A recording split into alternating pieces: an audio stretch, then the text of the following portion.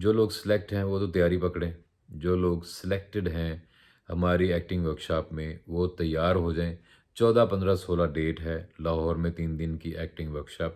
बार बार जो मीटिंग्स में क्वेश्चन होता था वो ये था कि आप क्यों कर रहे हैं, आप ये फ्री में क्यों कर रहे हैं। बल्कि मुझे ये सजेस्ट किया गया कि आप इनसे पैसे क्यों नहीं लेते। अगर तो कोई आदमी आपके साथ फ्रॉड कर रहा है जो कि उसको शुरू से पता है कि उसने आपसे पैसे लेने हैं लेकिन उसने आपका काम नहीं करना, तो ये तो बहुत ही घटिया बात है। मेरे दोस्त जो थे वो उनमें से कुछ लोग करते थे इस तरह से कि पैसे दे के कास्ट होते थे। किसी असिस्टेंट को पैसे दे दिए, किसी डायरेक्टर को पैसे दे दिए और सिर्फ पैसे ही नहीं होते और बहुत सारी चीज़ें वो देते थे। बिस्मिल्लाहिर्रहमानिर्रहीम, अस्सलाम वालेकुम। मैं हूँ आबिद अली और आप देख रहे हैं मेरा यूट्यूब चैनल। अच्छा, कुछ अरसे से मैं वीडियो नहीं कर पाया हूँ और आप यकीनन आपके सवाल भी मुझे नज़र आ रहे हैं, मैं जवाब देने की कोशिश भी करता हूँ। और थोड़ी सी मसरूफ़ियत थी, मैं कराची में था, मेरी कुछ शूट्स चल रही थी और इस वजह से मैं वीडियो नहीं कर सका। ऐसी वीडियो जिसमें मैं आपको बताता हूँ कि आगे हम क्या कर रहे हैं या आपको क्या करना चाहिए, वो वीडियोस मैं नहीं कर सका। और ज़ाहिर बात है कि अपने जो दीगर मामलात हैं, जो आपने अपने किचन रन करना है उसके लिए भी आपको जो पैसे चाहिए होते हैं, तो आपका टाइम वहाँ भी लगता है आइडिया बनाने में और उसके बाद फिर उसको शूट करने में और सारी चीज़ें जो प्लानिंग जो है उसमें काफ़ी सारा वक्त जो है वो लग जाता है। और क्योंकि क्लाइंट के उसमें बहुत ज़्यादा पैसे खर्च हो रहे होते हैं, तो हम पे बड़ा एक बर्डन होता है, रिस्पॉन्सिबिलिटी होती है कि उनके पैसों का सही इस्तेमाल हो और हमने जो उनसे प्रॉमिस किया है हम उनको डिलीवर कर सकें। मैंने रिसेंटली कोई तकरीबन 3-4 एड्स किए हैं, टीवी कमर्शियल्स। और उसके आइडियाज़ भी मेरे हैं और उसको ज़ाहिर है डायरेक्ट मैंने किया है। तो मेरे यूट्यूब पे मौजूद हैं, वो देखिएगा और मुझे बताइएगा। वो इसलिए मैं कह रहा हूँ देखिएगा कि ख़ास तौर पे उसमें एक टीवी कमर्शियल है ब्लू विंग्स का। ब्लू विंग्स जो है एक फ़ीमेल्स की एक प्रोडक्ट है, तो उसके बारे में ये ऐड था। और मैं चाहूँगा कि आप लोग जो कि एक्टर बनना चाह रहे हैं या स्टूडेंट हैं एक्टिंग के या ड्रामा के स्टूडेंट हैं, तो वो ज़रूर वो वाला कमर्शियल देखें। और क्योंकि मैंने उसमें एक मुख्तलिफ़ आइडिया जो है वो प्रेजेंट किया है, मुख्तलिफ़ तरीके से उस ब्रांड को या उस प्रोडक्ट को लॉन्च किया है और उसके बारे में एक सोसाइटी में थोड़ी सी एक स्पेस पैदा करने की कोशिश की है कि लोग इस चीज़ को थोड़ा सा नॉर्मल लेने की कोशिश करें। तो मैं चाहूँगा, क्योंकि मैं समझता हूँ आप मेरी कम्युनिटी हैं, मैं और आप एक ही कम्युनिटी से ताल्लुक़ रखते हैं, तो ज़रा उसको भी देखिएगा और उसमें देख के समझने की कोशिश कीजिएगा कि आइडिया में क्या कहने की कोशिश की गई है और मुख्तलिफ़ आइडिया है और आपको कैसा लगता है ये भी बताइएगा। जो एक्टिंग वर्कशॉप वाला हमारा काम है वो थोड़ा सा इसलिए उसमें टाइम लग रहा है, उसमें टाइम लग रहा था। मैं गवर्नमेंट के एक इदारे के पास गया था कि वो मुझे हॉल दे दें, अपना हॉल दे दें ताकि मैं वहाँ पे एक्टिंग वर्कशॉप कर सकूँ। और दे वर काइंड इनफ कि वो मेरे साथ इसमें, उन्होंने कहा कि वो मेरे साथ इसमें कोलैबोरेशन करना चाहते हैं और वो चाहते हैं कि वो मेरे साथ इसमें पार्टनरशिप करें। पार्टनरशिप इन ए सेंस के जो सर्टिफिकेट मिलेगा एक्टिंग वर्कशॉप के बाद उस पे उनका नाम भी आएगा। तो मुझे लगा कि ये वेट करना जो है वो वर्थ इट है, क्योंकि मैं अगर इंतज़ार करता हूँ और मुझे वो हॉल मिल जाता है तो गवर्नमेंट का एक इदारा जो है वो मेरे साथ ऑन बोर्ड होगा और जो सर्टिफिकेट मिलेगा इसकी एक्टिंग वर्कशॉप के बाद 3 दिन के बाद वो गवर्नमेंट के इदारे की तरफ से मिलेगा। तो मुझे लगा कि इसका आपको ज़्यादा फ़ायदा होगा, तो वेट करना मुनासिब रहेगा, इंतज़ार करना ठीक रहेगा। इसलिए मैंने किया इस चीज़ का बड़े सब्र से। उसकी प्रेजेंटेशंस होती रहीं, मैं जाके मीटिंग्स में जाके प्रेजेंटेशंस देता रहा, एक के बाद एक के बाद एक। आपको पता है सरकारी काम किस तरह से होते हैं, तो बड़ी वो देखभाल करके अच्छी तरीके से वो देख के रेपुटेशन देख के मैं करवा क्या रहा हूँ उसका पूरा सिलेबस उन्होंने देखा, मैं करवाना क्यों चाहता हूँ, मैं किन को करवा रहा हूँ। तो जितने भी लोग जिन्होंने अप्लाई किया था वो उस गवर्नमेंट के उस इदारे की लिस्ट में आ चुके हैं। जितने लोग उसमें सक्सेसफुल थे वो उनकी लिस्टें बन चुकी हैं। तो अब ये है कि 14, 15, 16 जो है मैं अभी कंफर्म डेट आपको ये नहीं दे रहा, लेकिन टेंटेटिव डेट जो है आज है 1 जनवरी। आज नए साल का पहला दिन था, तो मैंने सोचा मैं ये वीडियो करके आपको बता भी दूँ। तो आज 1 जनवरी है और 14, 15, 16 अभी ये टेंटेटिव डेट है। टेंटेटिव डेट का मतलब होता है कि ये अभी कंफर्म नहीं है, लेकिन इस डेट पे हम काम कर रहे हैं। इन 3 दिनों में हम चाहते हैं कि एक्टिंग वर्कशॉप हम करवाएं। ठीक है, तो आप ये जहन में रखिएगा। और जो लोग जो उसमें सेलेक्ट हो चुके हैं उनको मेरा एक मैसेज जा चुका है। और मंडे को, अभी आज पहली तारीख है, पहली जनवरी है, तो 2-3 दिन बाद मेरे हाथ में वो लेटर होगा उस इदारे का। और मुझे उन्होंने मंडे को प्रॉमिस किया है कि वो मुझे लेटर दे देंगे। तो जैसे ही वो मुझे लेटर देंगे तो जितने भी सिलेक्ट हुए हैं लोग, उनको मैसेज चला जाएगा जिसमें डेट की कंफर्मेशन होगी, टाइम की कंफर्मेशन होगी और लोकेशन की कंफर्मेशन होगी। यानी कि एक्टिंग वर्कशॉप हम कहाँ कर रहे हैं लाहौर में, किन डेट्स में कर रहे हैं और टाइमिंग क्या होगी, तो वो मैसेज उनको चला जाएगा। जनरली मैं आपको इसलिए सबको आपको बता रहा हूँ कि आप लोग रेडी रहें, आप लोग अपनी तैयारी करते रहें, आप मायूस ना हो। इस काम में बंदा जो है ना, मायूसी बार बार आके घेरती है आदमी को। थोड़ा सा स्ट्रांग रहना पड़ता है, थोड़ा सा। मुझे सारा दिन मैसेजेस आते हैं इस तरह के कि जिसमें मुझे बताया जाता है। तो इसी तरह से, इसी से मैं, इस सारे प्रोसेस से मैं भी गुजरा हूँ। और ये सारा कुछ मैंने खुद भी किया हुआ है।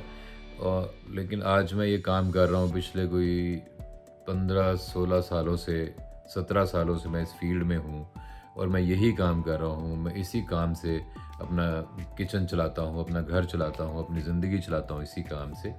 तो आप अंदाज़ा लगा लें, थोड़ा टाइम लगता है लेकिन चीज़ें ठीक हो जाती हैं। थोड़ा सब्र और मेहनत जो है वो करनी पड़ती है।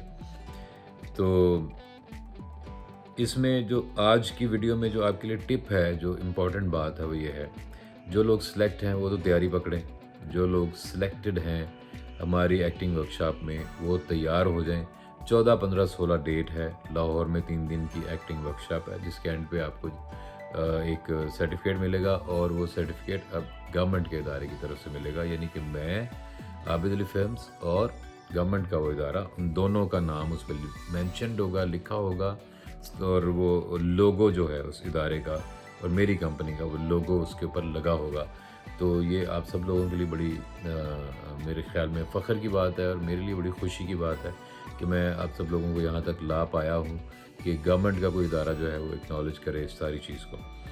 तो उसमें मैंने जैसे आपको पहले कहा था कि मैं जो कर सकूँगा आप लोगों के लिए वो मैं करूँगा। अभी भी बार बार जो मीटिंग्स में क्वेश्चन होता था वो ये था कि आप क्यों कर रहे हैं, आप ये फ्री में क्यों कर रहे हैं। बल्कि मुझे ये सजेस्ट किया गया कि आप इनसे पैसे क्यों नहीं लेते। तो मैंने उनको कहा कि मेरा इनसे वादा है, ये जो नए लोग हैं जिन लोगों ने अप्लाई किया हुआ है, जो लोग सेलेक्ट हुए हैं, मेरा उनसे वादा है कि मैंने उनके साथ ये एक फ्री एक्टिंग वर्कशॉप करनी है। क्योंकि मैं ये सुन सुन के तंग आ चुका हूँ कि लोग पैसे मांगते हैं, पैसे मांगते हैं। देखिए, पैसे मांगना और पैसे मांग के शूट करना, आपका पोर्टफोलियो बना देना, पैसे मांग के आपको कास्टिंग करा देना, ये कोई बुरी बात इसलिए नहीं है कि एक लिहाज से अगर तो कोई आदमी आपके साथ फ्रॉड कर रहा है, जो कि उसको शुरू से पता है कि उसने आपसे पैसे लेने हैं लेकिन उसने आपका काम नहीं करना, तो ये तो बहुत ही घटिया बात है। अगर कोई इस तरह करता है कि वो पैसे लेता है और आपका फ़ोटोशूट करता है, तो ज़ाहिर है कि वो पैसे लेगा, वो टाइम दे रहा है, उसकी जगह यूज़ हो रही है, उस जगह का किराया वो दे रहा है, और उसने फ़ोटोग्राफ़र हायर किया हुआ है, मेकअप आर्टिस्ट हायर किया हुआ है, उन लोगों को तनख्वाह जाती है। और उसके बाद फिर जो इक्विपमेंट है वो लाखों रुपए का है, लाइटें, कैमरे, लेंसेज बड़े महंगे होते हैं। तो एक बंदा इतने इन्वेस्टमेंट करके बैठा है, तो वो अगर आपकी तस्वीरें खींचता है अच्छी, और उन तस्वीरों की वजह से आपको काम मिलता है, तो ज़ाहिर है कि ये उसने भी तो पैसे कहीं ना कहीं से कमाने हैं। तो एक तरीका तो ये है पैसे लेने का। फिर ये जो लोग इस तरह कहते हैं कि मैं आपको काम दिलाऊंगा, आप मुझे पैसे दें, ये नहीं सही बात। ये सही बात नहीं है। मैं आपको काम दिलाऊंगा, आप मुझे पैसे दें, ये बिल्कुल सही बात नहीं है, ये गलत बात है। ये गलत बात ऐसे है कि आपको जब कोई काम दिलाएगा तो उसको चाहिए कि वो आपको पैसे दे। मैंने ज़िंदगी में कभी भी पैसे दे के काम नहीं किया, मैंने हमेशा डिस्करेज किया है। मेरे दोस्त जो थे वो उनमें से कुछ लोग करते थे इस तरह से कि पैसे दे के कास्ट होते थे। किसी असिस्टेंट को पैसे दे दिए, किसी डायरेक्टर को पैसे दे दिए, और सिर्फ पैसे ही नहीं होते और बहुत सारी चीज़ें वो देते थे। ठीक है? तो वो मैंने कभी उसको इनकरेज नहीं किया। मुझे जब भी पता चला मैंने उनको मना किया। फिर आहिस्ता-आहिस्ता ये हुआ कि वो मुझे बताते नहीं थे। तो कि ये बंदा तो मना ही करता, तो इसको ना बताओ, तो खुद करते रहते थे। खैर उनका भी कुछ नहीं बना, इस तरह करके भी कुछ नहीं बनता। तो जो लोग पैसे इस तरह से माँगते हैं ना कि हम आपको कास्ट कर देंगे, करवा देंगे तो आप हमें पैसे दें, वो तो आप कभी भी ना करें, वो गलत है। अच्छा, अब ये है कि कोई बंदे ऐसे होते हैं कि मिसाल के तौर पे जो टैलेंट मैनेजमेंट एजेंसीज़ हैं वो ये करती हैं कि वो आपको कास्ट करवाते हैं। वो आपको कास्ट करवाते हैं। मैं अब आपके सवालों के जवाब दे रहा हूँ। मुझे ये सवाल पूछे हुए हैं आप लोगों ने मेरे यूट्यूब के ऊपर और फेसबुक पे और मैसेंजर के अंदर, तो मैं उन सबको जवाब देने की कोशिश कर रहा हूँ। तो टैलेंट मैनेजमेंट एजेंसी के पास आप जाते हैं, वो मैंने पहले भी बताया कि वो आपकी तस्वीरें खींच के रख लेते हैं।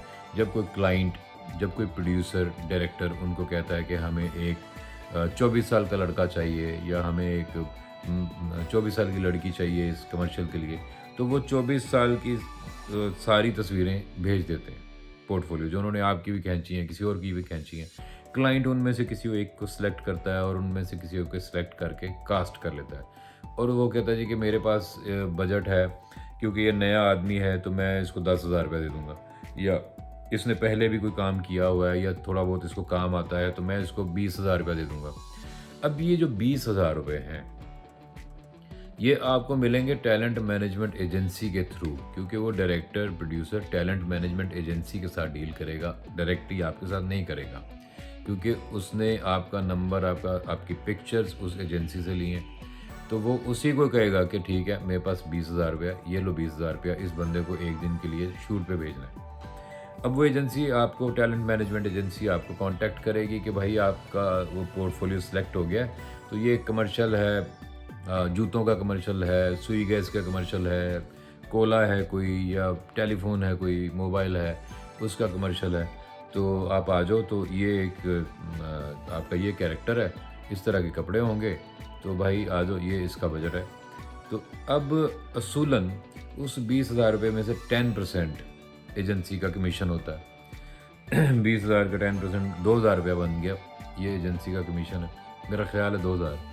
तो अमूमन ऐसा होता नहीं। अगर उनको 20 मिला है तो उनको पता है कि ये नया बंदा है, उनको पता है क्योंकि आपने उनको बार बार फ़ोन करके कहा है कि मुझे बहुत शौक़ है, आप प्लीज़ मुझे कास्ट करें कास्ट। उनको पता है कि ये बड़ा, इसको ये बेसब्रा हुआ है, इसको तो काम चाहिए, इसको पैसों की इतनी दिलचस्पी नहीं है, तो वो आपको दे देंगे 5,000 रुपया और ख़ुद रख लेंगे 15,000 रुपया और आपको कास्ट करवाएंगे। मैं समझता हूँ ये भी कोई बुरी बात नहीं है, क्योंकि आपको घर बैठे किसी ने फ़ोन करके बुलाया और आपको कहा कि भाई हम आपको 5,000 देंगे, ये शूटिंग पे आप पहुँच जाओ। ठीक है, अदरवाइज़ तो आपको वो कंपनी जो है वो कास्ट करने वाली तो नहीं थी, अदरवाइज़ तो आप वहाँ पहुँच भी नहीं सकते। आपको पता ही नहीं कौन कमर्शियल बना रहा है, कौन नहीं बना रहा। तो वो आपको मार्केट करते हैं और वो फिर आपके पैसों में से पैसे लेते हैं, और उनको 10% ही लेना चाहिए। उनको आपके आधे से ज़्यादा पैसे नहीं लेने चाहिए, उसको 70% तकरीबन वो ले लेते हैं, ऐसे नहीं करना चाहिए। लेकिन ये फिर भी चलें किसी हद तक सही है कि आप नए हैं, आपको काम भी नहीं आता, आप यहाँ पे सीखेंगे भी, आप सेट पे जाएंगे, आप एक्टिंग करेंगे, और ये कि आपको मौका भी मिला काम करने का, आपको सीखने का मौका मिला, और आप टीवी पे नज़र भी आएंगे, और आपको थोड़े से पैसे भी मिल जाएंगे। तो इस लिहाज से ये ठीक है। अच्छा, अब जो करते ही 2 नंबरी हैं, जो कि 2 नंबरी इस तरह से कि उनके पास कोई काम नहीं होता, उनके पास कोई क्लाइंट नहीं होते, उन लोगों को कहते हैं हम आपको कास्ट करवा देंगे, आप हमें पैसे दें, ये है गलत।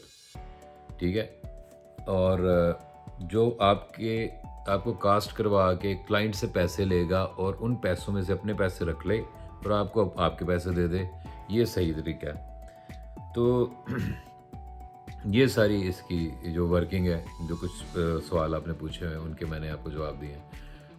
अच्छा, एक चीज़ मैं आपसे ये चाहता हूँ कि आप लोग सिर्फ एक चीज़ के ऊपर काम ना करें।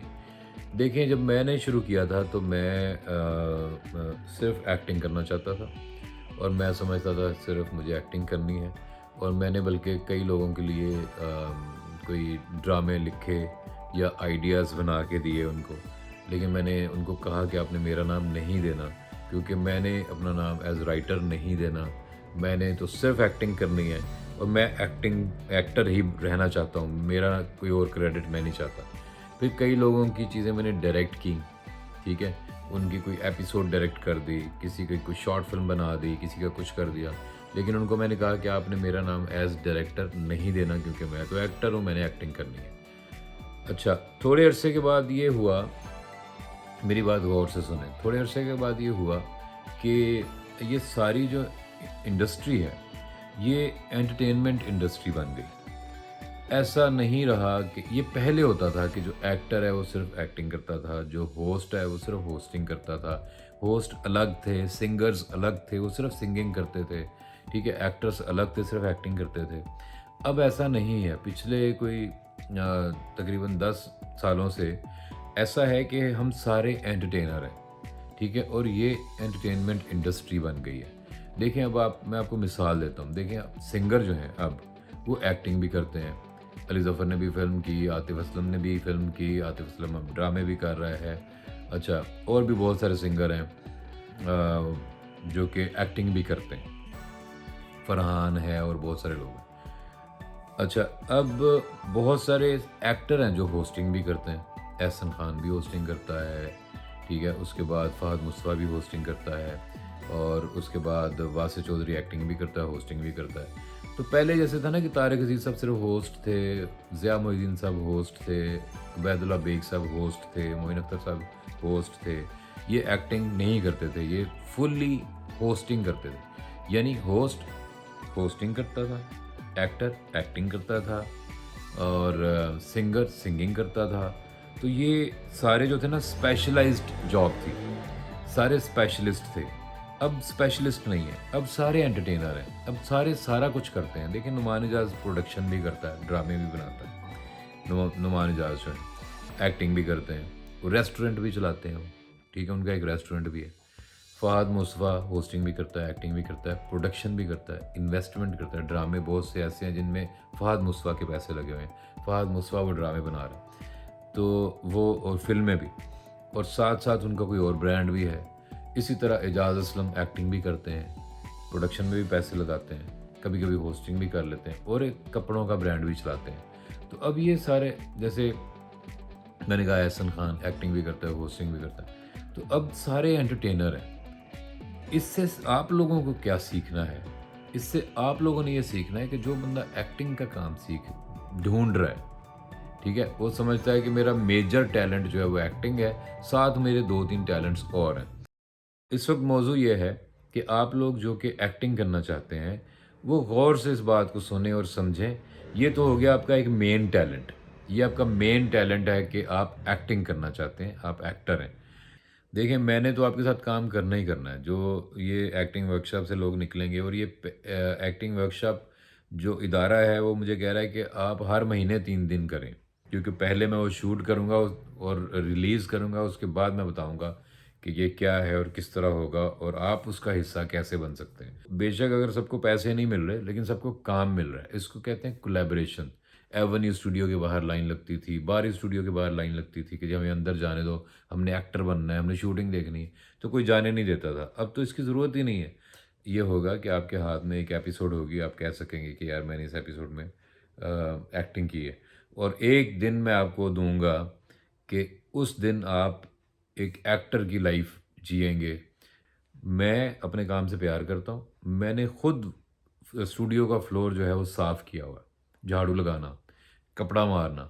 जो लोग सेलेक्ट हुए हैं उनको मैंने अपना वॉइस मैसेज किया है ये 2-3 दिन पहले, और उनको मैं अपडेट कर रहा हूँ चीज़ों के बारे में।